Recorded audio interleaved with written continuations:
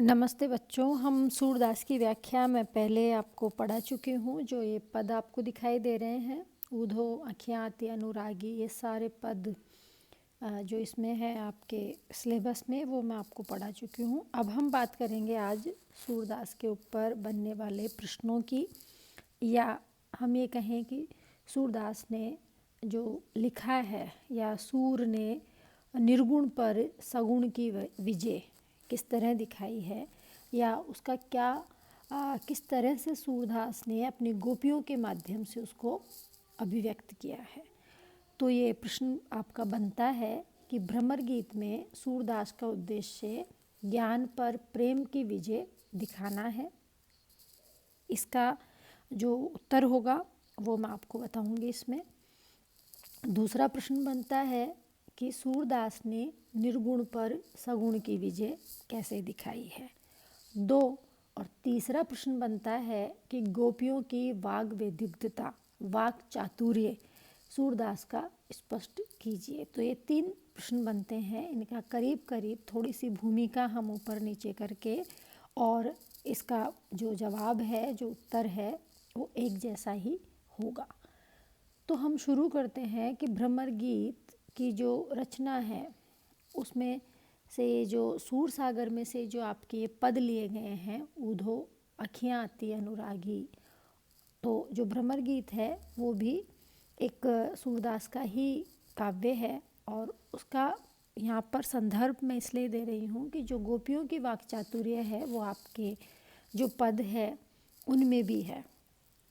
तो सूर ने जो ज्ञान के ऊपर प्रेम की विजय की बात कही है। उन्होंने कहा है ज्ञान नीरस है, सूक्ष्म है, अतः निर्गुण ब्रह्म ज्ञान का विषय होने के कारण नीरस और अगम्य है, उसको आसानी से प्राप्त नहीं किया जा सकता। सूर सगुणवादी थे, इसलिए उनका जो निर्गुण ब्रह्म के प्रति जो रुझान था, या ये कहें कि निर्गुण के ऊपर सुगुण की विजय वो दिखाना चाहते थे। सूर ने जिस भक्ति को अपनाया वह प्रेमा भक्ति है। राम चरित्रमानस में दास्य भक्ति है। यह वह भक्ति है जिसके सहारे सूर ने हठ योग, ज्ञान और निर्गुण को पराजित किया है।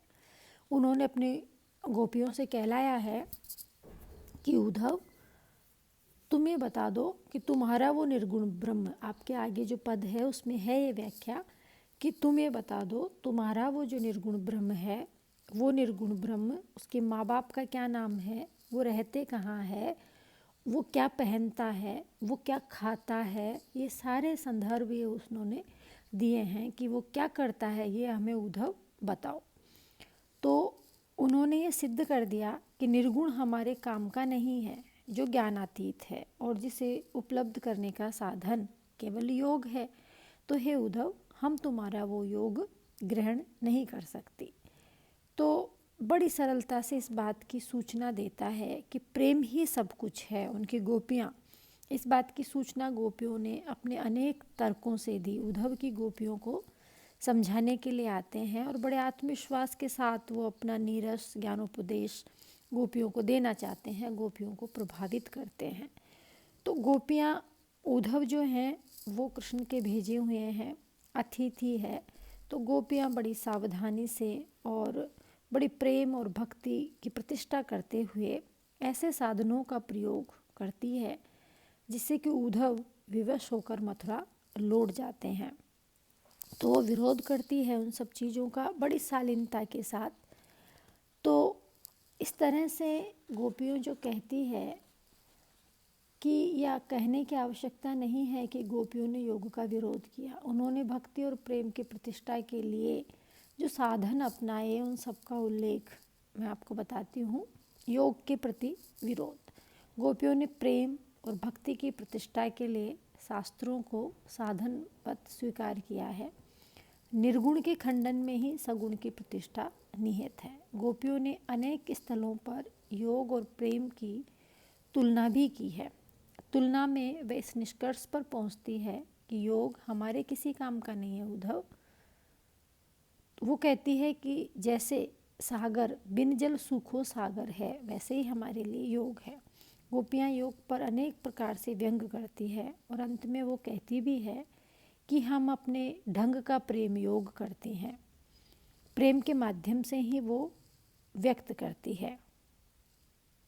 भाव ये है कि जो श्री कृष्ण है उनके सगुण रूप से प्रेम करके वो उद्धव के द्वारा जो भी सारी योग की विधियाँ साधनाएं उनको बताई जाती है उन सब का वो विरोध करती है और वो चाहती है कि तुम देखो उद्धव, और बताती भी है कि एक मन एक मूरत नित चितवन दिन 30 काहे निर्गुण ज्ञान आपनो जिहे तित डारन खीस। क्या औचित्य है उद्धव, एक ही मन है, एक ही मूर्ति है, एक ही आंखें हैं, तो फिर क्यों हम किसी और को देखें। कि प्रेम वो तत्व है जिसके सहारे संसार सागर को पार किया जा सकता है। प्रेम से ही उस ईश्वर को प्राप्त किया जा सकता है। तो इस तरह से उन्होंने लोकनीति की बात करी कि गोपियों का पक्ष प्रेमा भक्ति का पक्ष है और वो कहती है कि सब जल तजे प्रेम के नाते, सब जग तजे प्रेम के नाते।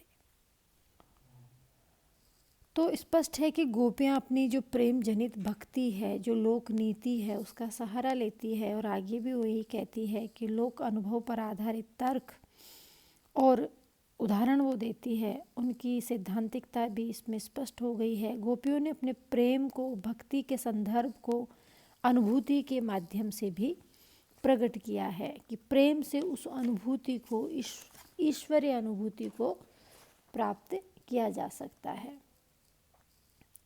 उपालम भी वो देती है। गोपियों की जो भक्ति है उसमें वो सूर को उपालम देती है, उल्हाने देती है कि काहे को गोपीनाथ कहावत, कि जब तुम हमसे मिलने ही नहीं आते हो और तुम संदेश भेजते हो तो काहे को गोपीनाथ कहावत, जो पे मधुकर कहते हमारे गोकुल काहे न आवत। जो तुम हमारे कहलाते हो तो फिर क्यों नहीं गोकुल को आते हो। तो कृष्ण की उपासिकाएं होने के कारण वे किसी भी निर्गुण की कामना नहीं करती है। इसी कारण कृष्ण और उद्धव दोनों को वो उपालंब का माध्यम बता करती है और साथ ही अपनी प्रेम भाव को, भक्ति की प्रतिष्ठा भी वो करती है। फिर आगे वो उपहास भी करती है, उपालंब भी देती है, उपहास भी करती है। गोपियों ने उद्धव का उपहास करके उन पे अनेक व्यंग बाण छोड़े और उन्हें निरुत्तर करने की उन्होंने चेष्टा की। तो जो गोपियाँ हैं वो इतनी वाक चातुर्य से भरी हुई है कि जोग ठगोरी ब्रजने कीने हैं निर्गुण कौन देश को वासी। मैंने आपको पहले ही कहा कि वो कहती है तुम्हारा वो जो निर्गुण ब्रह्म है उद्धव, वो किस देश का रहने वाला है, कहाँ रहता है, उसका पता क्या है, उसके माँ बाप क्या है, वो पहनता क्या है। इसी तरह वो उपेक्षा भी करती है। तेरो कहाँ सो पवन को भूस भयो, कहाँ जात जो आंधी। तेरे कहने का मतलब प्राणायाम हम करें तो पवन खाकर थोड़ी ना कोई भूख भगाई जा सकती है। तो बाद में वो ये भी कहती है कि उर्मे माखन चोर गड़े, अब कैसे निकसत नहीं उधो तिरछे वे जुअड़े। आपके है ये पद भी कि वो तिरछे होकर, टेढ़े होकर, आड़े होकर हमारे मन में प्रवेश कर गए हैं। तो उधो कोई सीधी सी बात नहीं है कि हम उसको बाहर कर दे या निकाल दे। तो इस तरह से हम उसको बाहर नहीं कर सकते हैं, नहीं निकाल सकते हैं। तो वो तर्क भी प्रस्तुत करती है कि अधिकारी भेद का सिद्धांत भी यहाँ पर महत्वपूर्ण है। सभी मनुष्यों की रुचियों में समानता नहीं होती। तो हमारा जो साधना का ढंग है वो भी अलग है। तुम्हारी साधना का अलग है, हमारी साधना का अलग है। तो हम तुम्हारी साधना को क्यों स्वीकार करें। इस तरह से वो ये भी कहती है कि हम तो नंद घोष की वासी, नाम गोपाल जाति कुल गोपई गोद गोपाल उदासी। नारी प्रेम की वस्तु है, कोमलता की प्रतिमूर्ति है, फिर उसका योग से क्या संबंध है। तो क्यों हम तुम्हारा योग लें उधो, क्यों आवश्यकता है हमें तुम्हारे उस योग की। इसलिए वे बार बार उद्धव से यही कहती है कि हम नारी है पुरुष नहीं, अतः हमें तुम्हारा योग अच्छा नहीं लगता है। जो जारे पर लोन या जो करोवी ककरी, जैसे जले हुए पे नमक छिड़कना या फिर जैसे करवी ककड़ी कड़वी ककड़ी जो होती है उसको हम मुंह में लेकर तुरंत थूक देते हैं, हमसे वो निगली नहीं जा सकती। तो इस तरह से उद्धव तुम्हारा योग हमारे लिए वैसा ही है। इसलिए हम निष्कर्ष रूप से हम ये कह सकते हैं कि गोपियों ने व्यंग से, विनोद से, उपहास से, उपालंब से, उपेक्षा से, और साथ ही साथ उन्होंने कि हमारा जो अधिकार है उस साधना पर नहीं है जो तुम हमें बताने आए हो, हम तुम्हारी उसी भक्ति राग प्रेरित भक्ति की हम प्रतिष्ठा करना चाहती है, हम योग से प्रेरित भक्ति की प्रतिष्ठा नहीं करना चाहती। और इसी अपने प्रेम के ज्ञान से ही वो उद्धव को परास्त कर देती है। तो जो गोपियां हैं सूर की, उन्होंने अपने पक्ष को बनाए रखा है और साथ ही उद्धव को भी उन्होंने बता दिया है कि भक्ति की प्रतिष्ठा का मूल्य क्या है। इस तरह हम ये कह सकते हैं कि सूरदास ने अपने काव्य में ज्ञान पर प्रेम की विजय दिखाई है।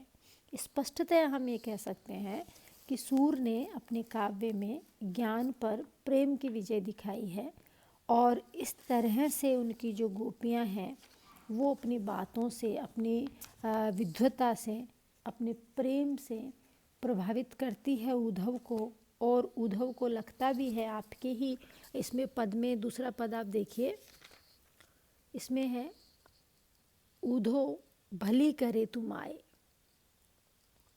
ये देखिए आप इधर, निर्गुण कौन देश को वासी, इसको आप देखेंगे, निर्गुण कौन देश को वासी, मधुकर हंसी समझाए सोते बूझती साची।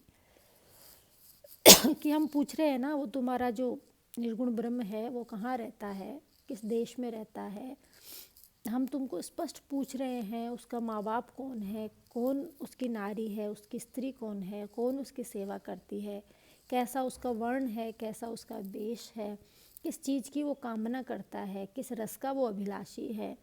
तो हम जैसा तुम कहोगे ना हम वैसा उसको ग्रहण कर लेंगे, बस तुम हमें बता दो कि उसका नाम पता क्या है, वो किस तरह का दिखता है। तो ये सीधे सीधे उस निर्गुण ब्रह्म की एक तरह से अवमानना या एक तरह से नकार देना है कि क्योंकि निर्गुण जिसका कोई गुण ही नहीं है, जिसका कोई रूप नहीं, रंग नहीं, आकार नहीं, वो पूरे जगत में सर्वव्यापक है, अजन्मा है, वो जो पैदा नहीं होता, जो जन्म नहीं लेता।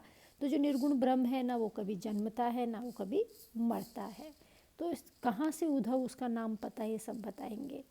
तो गोपियों के माध्यम से सूरदास ने ये स्पष्ट किया है कि प्रेम की भक्ति और सुगुण उस आराध्य कृष्ण के द्वारा ही हम उस ईश्वर को प्राप्त कर सकते हैं और हमें अपना वो आराध्य जो श्री कृष्ण है वही प्रिय है। इसलिए उद्धव हमें तुम्हारे ज्ञान योग की कोई आवश्यकता नहीं है। तो इस तरह से जो गोपियों की वाग्वेदिग्धता है उसमें ये सारे कारण आएंगे कि किस तरह उपावलम से, उपहास से, उलाहने से, इस तरह के उदाहरण दे देकर गोपियों ने उद्धव को निरुत्तर कर दिया है और उद्धव ठगे से रह गए हैं कि उनको समझ नहीं आ रहा है कि वो क्या कहे।